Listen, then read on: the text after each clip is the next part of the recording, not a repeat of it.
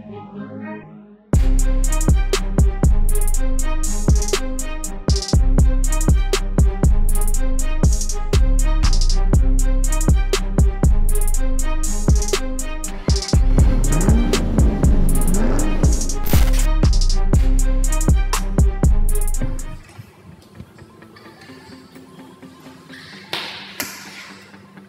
Black Belts, welcome on Driving Review with blackexperience.com. Gue Yogi Richard. Hari ini kita akan ngebahas Toyota Supra men, yang terbaru men, dengan kode chassis A90 bersama teman-teman dari Black Experience. Stay tune.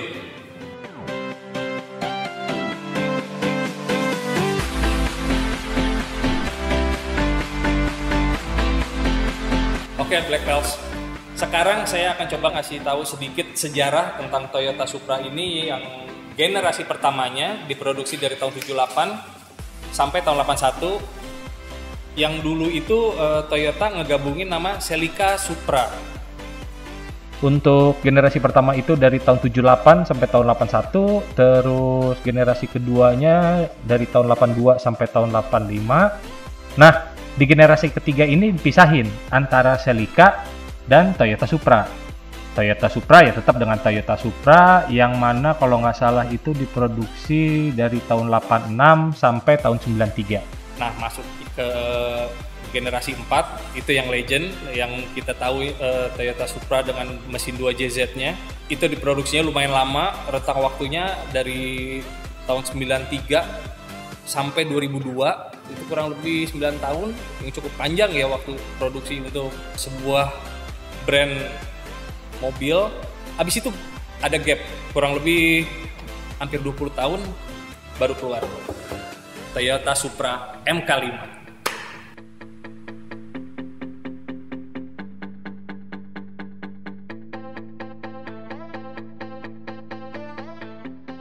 Di MK5 yang baru ini kalau kita lihat style lampunya yang depan sporty banget ya.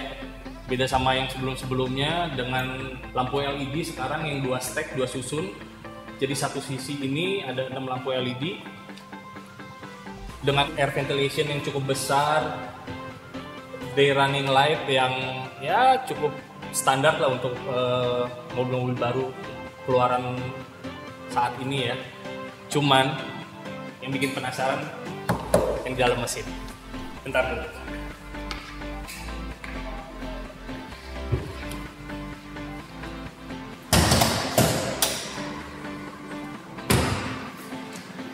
Garisnya kebelah di sini guys.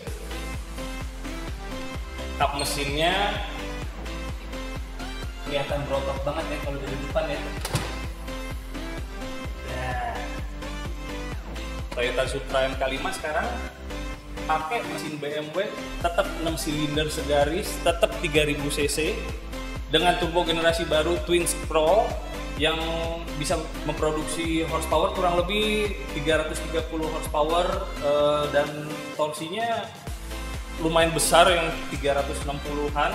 Gearbox pun dari BMW tetap pakai ZF 8 speed. Bikin penasaran sih gue nyobainnya nih, pengen tahu rasanya. Untuk generasi MK5 perbedaannya lumayan jauh dari MK4 ya untuk ngomongin horsepower, dan ini irit banget kan pasti, sama halus banget mesinnya. Kita coba ikutin.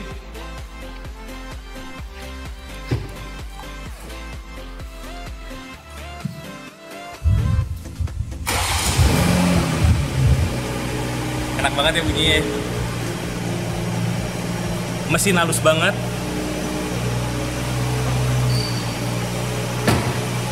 Dan mungkin nggak tahu kenapa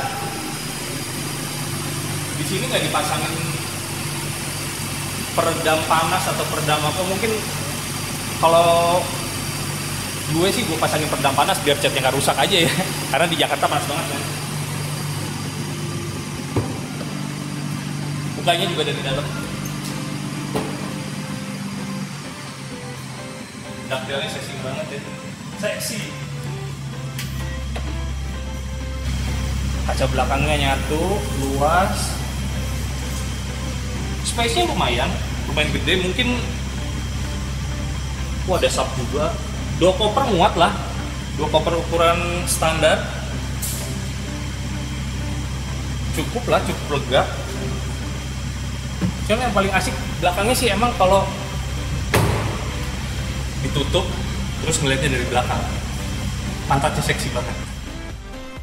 Oke, di belakang juga kita bisa ngeliat ini yang bikin mobil ini legendaris, tulisannya sama persis Toyota Supra, dan ada tambahan emblem GR yang artinya Gazoo Racing.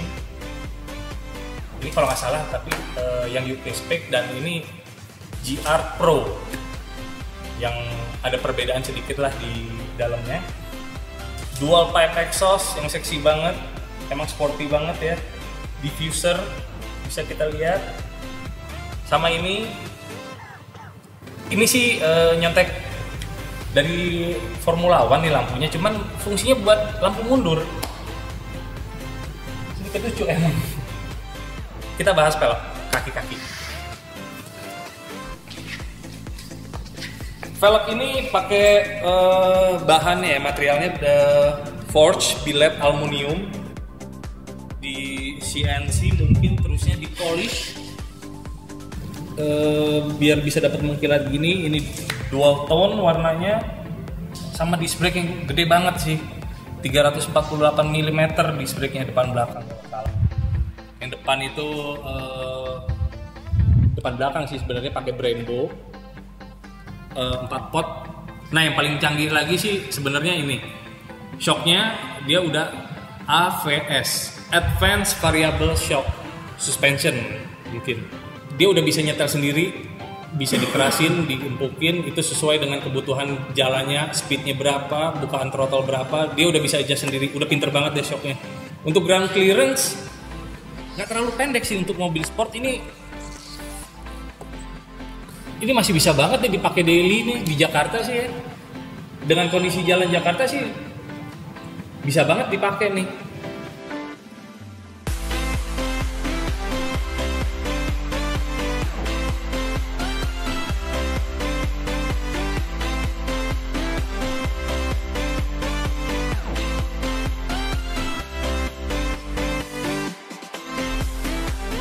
Oke, Black Pals. Balik lagi ke bagian bodi ya.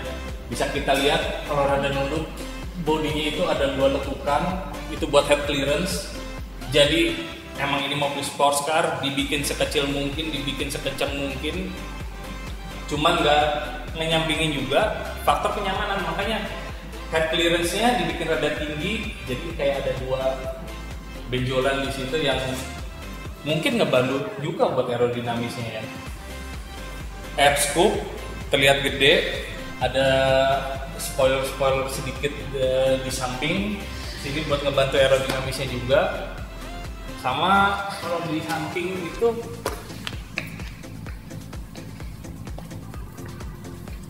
ada ventilasi aksen aja sih sebenarnya, tapi keren. Mungkin kedepannya bisa dijadiin pakai gitu, fungsional gitu, karena sebenarnya gue lebih suka yang fungsional, nggak cuma aksen doang. Ini buat ngedinginin rem belakang mungkin bisa dipakai gitu. Ada keluarnya dari sini juga, sama ada kalau dari belakang ada diffuser buat ngebantu downforce juga, ducktail yang cukup besar ya yang nyatu sama bagasi. Untuk bodi sih dari belakang berotot tapi seksi, bingung ya. Kita lihat ke dalam ya sekarang.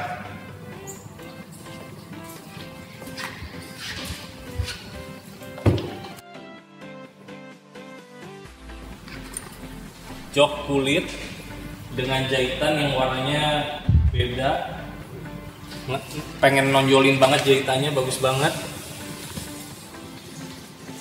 Kulitnya juga halus, lembut ya. Udah pasti elektrik. Nah ini mungkin kalau dijadiin buat 5 point seat belt sih asik juga nih, tinggal dibolongin nih seat beltnya. Rapi banget ya, rapi banget dan berasa kental banget nuansa sportnya. Di sini kita bisa lihat aksen-aksen karbon juga ada sedikit. bawah. Sama ini asik juga nih. Dikasih busa sampingnya, mungkin kalau lagi ngebut supaya kaki mentok-mentok ke dashboard samping nggak masalah ya. Setir gripnya pas, nggak terlalu besar juga, mungkin 14 inci ini. Cup holder, kita juga bisa lihat langsung tembus ke bagasi, jadi kalau di bagasi naruh barang kita bisa langsung ambil kali ya. 2 subwoofer. Interior, kalau gue bilang ini khasnya BMW banget, karena emang ini mobil kan kerja sama BMW, mulai dari engine, mesin, interior kelihatannya juga ya, transmisi, iDrive-nya untuk BMW juga, dan kalau untuk kaki cukup lega sih. Gue pakai boot saja masih bisa muat nih ya. Kakinya masih lega buat ngegas, ngerem. Ruang untuk kaki sih gede ya, enak. Nah ini makanya dibikin tadi di atap benjolan 2 supaya kepala gue nggak mentok. Mungkin yang lebih tinggi gue nggak tahu. Ini yang lucu, di sebelah kiri ada attachment buat car seat atau child seat buat bayi, jadi bisa buat ibu-ibu bawa bayi juga, tapi mobil sport. Menarik juga sih fiturnya yang kayak begini, belum pernah ada. Untuk head unit, coba kita tes.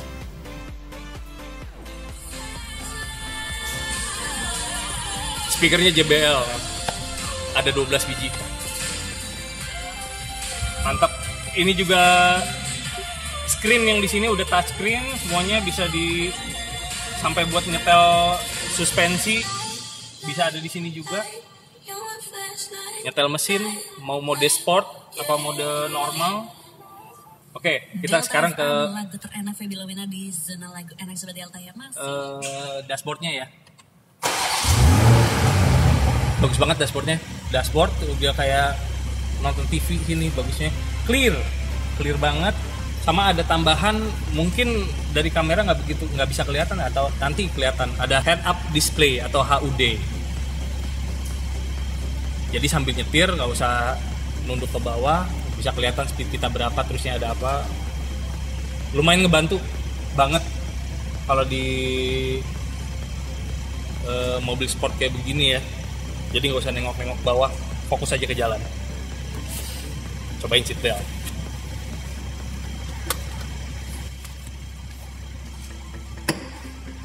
Ya, seatbelt menarik dengan kencang ya, sebagaimana mestinya seatbelt. Buka angkat mesin di sini, bagasi di sini, semuanya fungsional dan gampang kejangkau sih. Kayak Black Pals. Gue sih dari tadi udah penasaran, gue nggak tahu lo gimana. Cuman gue mau bawa jalan di mobil dulu ya. Sip. Oke, Black Pals. Balik lagi kita dari Black Experience. Gua bersama tim Black Experience nih. Yes. Mas Bro Yogi gimana Yok? Kita udah di dalam kabin Toyota Supra ya. Yap. Wow. Toyota Supra MK5. MK5. Gue coba gas dikit. Powernya sih luar biasa ya. Gokil habis ya. Gokil habis sih. Driving experience Ini- gimana? View segala macam. Kalau untuk depan lebih enak ya. Maksudnya view-nya lumayan luas.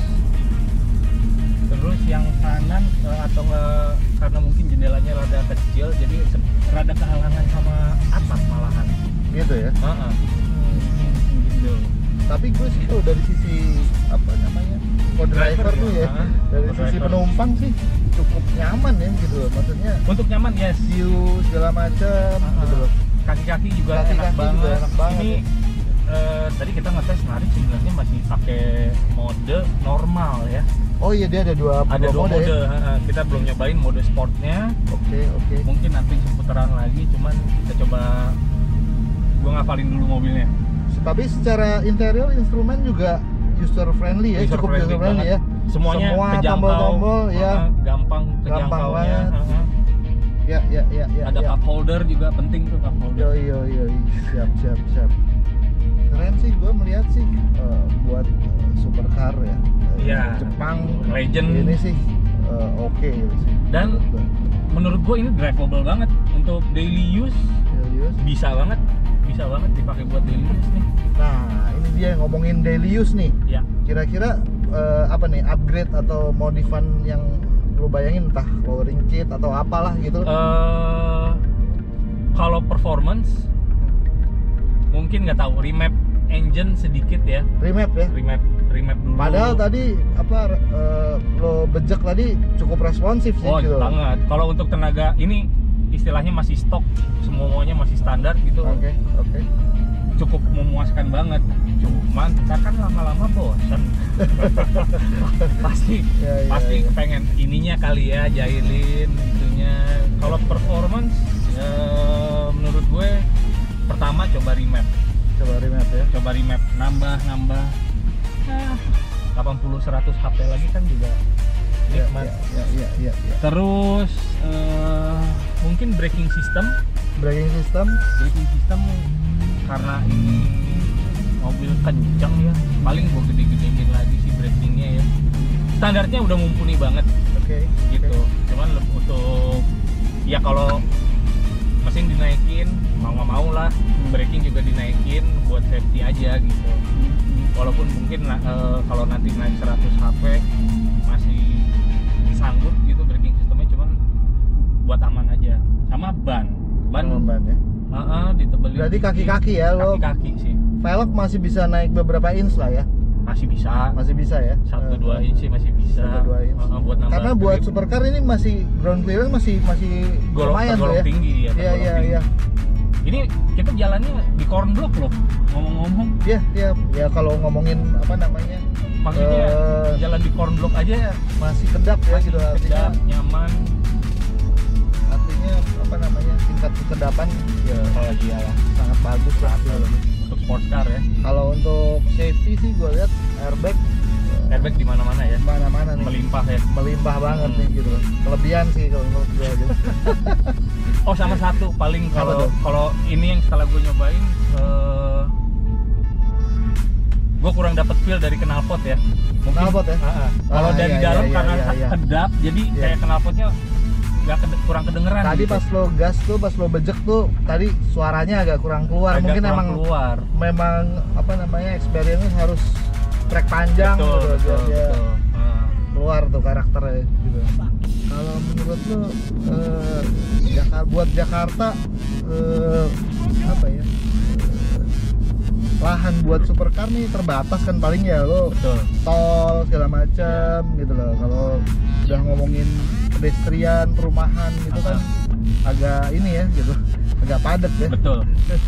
Cuman makanya kayaknya ini mobil dibikin untuk daily use juga bisa. Masih ini ya gitu. Masih manusiawi banget sebagai sport car nih dipakai daily. Sometimes apa namanya sports car kan kadang-kadang di RPM rendah suka Ya.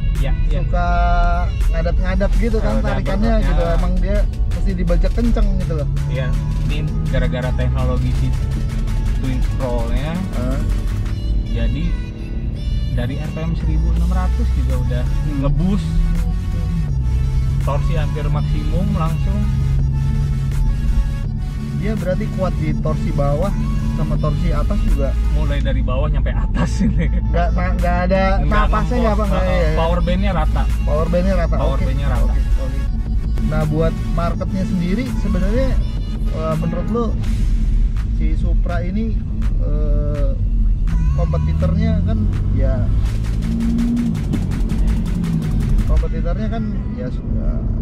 di Jakarta terutama Iya. ada Ferrari, ada Lambo, ada Porsche, belum lagi ada si apa namanya tuh Chevrolet, si Camaro ya. Camaro, ya. Gitu. Menurut lo gimana nih persaingan supercar lah gitu? Ini masuk banget, bisa masuk. Kita ngebahas value for money. Exactly. Dengan uang yang ditawarkan di si Supra ini, powernya, namanya, legendnya, ini masuk banget sih untuk ngacak-ngacak market sports car ya. Kalau gue bilang di Jakarta tuh. Compare with apa namanya power yang didapat ya, Betul, gitu, betul. dengan driving experience-nya. Dengan all in lah. All in ya gitu. Worth it banget ini. Secara look juga nggak ini ya, nggak kalah amat ya gitu loh. Nggak kalah, ini mah menang. Menang banyak ya. Menang banyak. Ya. Kita belum nyetel radio atau belum hujan gitu. Maksudnya ada.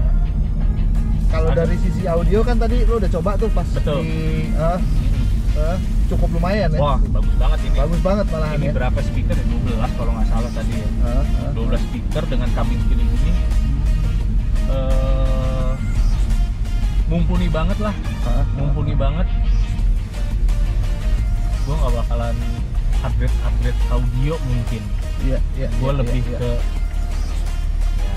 nambahin dikit performance-nya. Oke, mantap. Gitu paling. Oke, Breakfast, segini dulu dari kita. Tunggu liputan-liputan supercar lainnya. Sampai ketemu lagi.